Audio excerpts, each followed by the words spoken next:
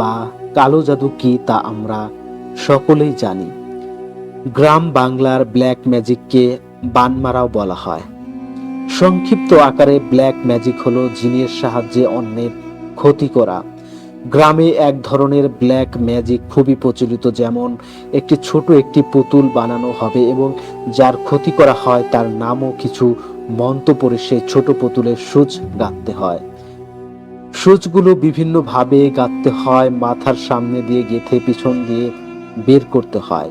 তেমনি ভাবে হাত, পেট এবং বিভিন্ন জায়গায় গাঁথতে হয়। তারপর সেই পুতুল একটি ছোট প্লাস্টিক বয়মের ভিতর রাখতে হয়, আর বয়মের ভিতর গোড়া মরিচের ফাঁকিও দিতে হয় এবং কাটাও দেওয়া হয়। আর যাকে কালো জাদু করা হয় তার মাথার একটি চুল ও বয়মের ভিতর রাখতে হয় এবং সে যে কাপড় পরে সেই কাপড়ের এক টুকরো রাখতে হয়। এভাবে পুতুল দিয়ে বান মারা হয়। আর ব্ল্যাক ম্যাজিক করতে শয়তান বা জিনকে তুষ্ট করতে বিভিন্ন নোংরা কাজ করতে হয়, যেমন বাথরুমে গিয়ে আজান দিতে হয় নাউজুবিল্লাহ। ব্ল্যাক ম্যাজিক যার উপর করা হয় শুধু তারই ক্ষতি হয় না, যিনি করেন তারও দুনিয়াতেও পরকালে ক্ষতি হয়। ব্ল্যাক ম্যাজিক বা কুফুরি ইসলামে সম্পূর্ণ হারাম। নানাভাবে ব্ল্যাক ম্যাজিক করা যায়। ব্ল্যাক ম্যাজিক করতে অনেক বিভিন্ন জিনিসপত্র লাগে, যেমন ধরুন মৃত মানুষের মাথা এবং সদ্য মৃত মানুষের কাটা হাত বা পা বা বিভিন্ন কিছু। ব্ল্যাক ম্যাজিক করতে কবরে গভীর রাতে মন্ত্রপুত তাবিজ মাটি খুঁড়ে রাখতে হয়। শয়তান বা জিনকে তুষ্ট করতে যা করার তাই করতে হয়। ব্ল্যাক ম্যাজিক অনেক প্রকার। আমি একটা ব্ল্যাক ম্যাজিক শুনেছিলাম, সঠিক নামটা মনে নাই।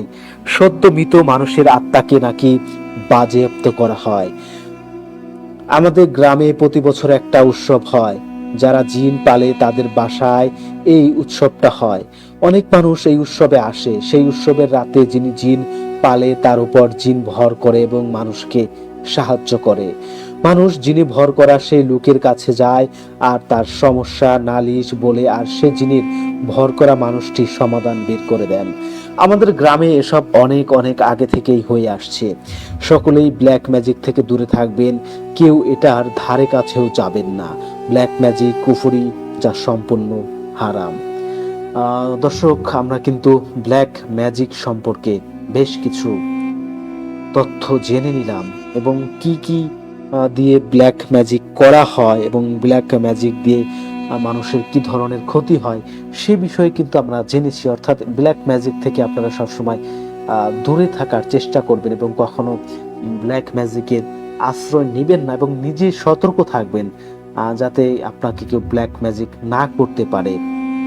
আর আপনারা ভুলেও কখনো এই ব্ল্যাক ম্যাজিকের দ্বারস্থ হবেন না, কারণ আপনারা যদি ব্ল্যাক ম্যাজিক, অনেকে অনেক সময় কারো ক্ষতি করার জন্য ব্ল্যাক ম্যাজিক করে থাকে, এটি কিন্তু কোনোভাবেই করা যাবে না, এটি কুফরি। অর্থাৎ আপনি যদি কুফরি করেন তাহলে কিন্তু আপনি চিরকালের জন্য আপনাকে জাহান্নামে থাকতে হবে, আপনি কিন্তু কখনোই ক্ষমা পাবেন না। তাই দয়া করে কেউ ব্ল্যাক ম্যাজিক করবেন না এবং কাউকে উৎসাহিত করবেন না। আর আপনারাও সাবধান থাকবেন যেন কোনোভাবে আপনারা ব্ল্যাক ম্যাজিক দ্বারা আক্রান্ত না হন। আমরা আমাদের যে তৃতীয় ঘটনা রয়েছে সেই তৃতীয় ঘটনায় চলে যাব। তার আগে এই মুহূর্তে যারা আমাদেরকে দেখছেন,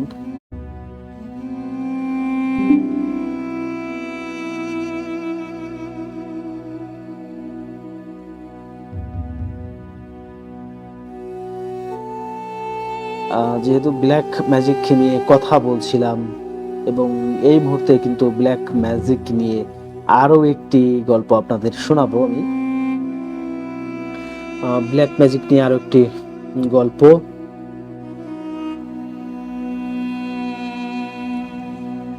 কালো জাদু গল্পটি পাঠিয়েছেন ফাহিম শিকদার। ঠিক যেভাবে লেখা আছে সেভাবেই পড়ে শোনানোর চেষ্টা করছি। ছোট এক গ্রামে ছোট এক পরিবার, বাবা মায়ের একমাত্র সন্তান, নাম ছিল তার লতিফ। পড়ালেখা করত, পাশাপাশি কৃষি কাজও করত। খুব কষ্টে দিন চলছিল তাদের। গ্রীষ্মকাল, খুব গরম পড়ছিল। হঠাৎ একদিন লতিফ তাদের বাড়ির পাশে একটি লিচু গাছের নিচে চাদর বিছিয়ে শুয়ে পড়ল। কিছুক্ষণ পর লতিফ দেখলো হঠাৎ লিচু গাছটি আলোকিত হয়ে গেল। লতিফ ভয় পেয়ে গেল এবং দৌড়ে ঘরে চলে গেল। কিছুদিন পর লতিফ ওই ঘটনা ভুলে গেল। আবার একদিন লতিফ ওই গাছের নিচে চাদর বিছিয়ে শুয়ে পড়ল। তখন আগের মতো আবার গাছটি আলোকিত হয়ে গেল। এবার লতিফ ভয় না পেয়ে ব্যাপারটা বোঝার চেষ্টা করলো। লতিফ গাছের দিকে তাকালো এবং দেখলো সাদা কাপড় পরা একটি পরী। লতিফ ভয় পেয়ে গেল। পরী তাকে বলল, তুমি ভয় পেও না, আমি তোমার কোনো ক্ষতি করব না। তারপর থেকে ছেলেটি প্রতিদিন ওই পরীর সাথে দেখা করত। লতিফের পরিবারের আয় বেড়ে গেল, তাদের ভালোই দিন যাচ্ছিল। একদিন লতিফ ওই পরীর সাথে কথা বলছিল, এমন সময় পাশের বাড়ির হারুন মিয়া দেখে ফেলে। সে লতিফের সামনে এলো এবং বলল, লতিফ, তুই কার সাথে কথা বলছিস? লতিফ বলল, না তো, আমি কারোর সাথে কথা বলি নাই। সে বলল, আমি এখানে অনেক আলো দেখলাম, এগুলো কিসের আলো ছিল? লতিফ তার সাথে কথা কাটিয়ে ঘরে চলে গেল। পরের দিন থেকে পরীটি আর তার সাথে দেখা করতে এলো না।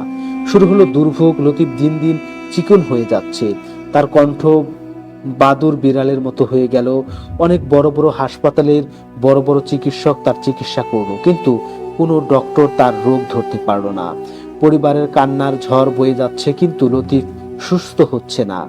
একদিন এক লোক তার বাবা মাকে পরামর্শ দিল লতিফকে ফকিরের কাছে নিয়ে যেতে। লতিফের বাবা মা তার কথা মতো লতিফকে ফকিরের কাছে নিয়ে গেল। ফকির বলল, লতিফকে কালো জাদু করা হয়েছে, অনেক দেরি হয়ে গেছে, ওকে আর বাঁচানোই যাবে না। কালো জাদু করতে ব্যবহার করা হয়েছে একটি বিড়াল এবং তার শরীরে গাঁথা হয়েছে হাজারো সূচ। ওকে বাঁচানো যেত যদি ওই বিড়াল খুঁজে আনা যায়। যেহেতু ওই বিড়াল খুঁজে আনা সম্ভব নয়, আমার পক্ষে ওকে বাঁচানো সম্ভব নয়। লতিফকে বাড়ি নিয়ে যায়। ফজরের আগে পরীটি শেষবারের মতো লতিফের সাথে দেখা করতে এলো। ফজরের আগে পরীটি শেষবারের মতো লতিফের সাথে দেখা করতে এলো এবং লতিফকে সব খুলে বলল, খলিল বিহারী এই সব করেছে। লতিফ তার বাবা মাকে মৃত্যুর আগে বলে গেল। তার কিছুক্ষণ পর লতিফ মারা গেল। অকালে চলে গেল একটি প্রাণ। ধীরে ধীরে সবাই ভুলে গেল লতিফকে। গ্রাম থেকে মুছে গেল লতিফের নাম। এখনো দেখা যায় আধার রাতে লতিফের কবরের পাশে কাউকে কান্না করতে। গ্রামের লোক খলিল বিহারীর উপর খেপে গেল, কিন্তু তার বিরুদ্ধে কোনো প্রমাণ নেই। তারপর খলিল বিহারী ও লতিফের মতো মৃত্যুবরণ করে। ভয়ঙ্কর একটি কালো জাদুর ঘটনা আমরা কিন্তু শুনে ফেললাম, এবং কালো জাদু যে কতটা ভয়ঙ্কর সেটি কিন্তু আপনারা জানেন। এবং কালো জাদু করে ইচ্ছে করলে চাইলে কিন্তু মানুষকে মেরেই ফেলা পর্যন্ত যায়। অর্থাৎ হায়াত মত এগুলো কিন্তু আল্লাহর হাতে, আমরা জানি। তারপরেও কিন্তু কালো জাদু এমনই নিকৃষ্ট একটি কাজ, যার মাধ্যমে মানুষ কিন্তু ধীরে ধীরে ধীরে ধীরে মৃত্যুর দিকে ধাবিত হয়।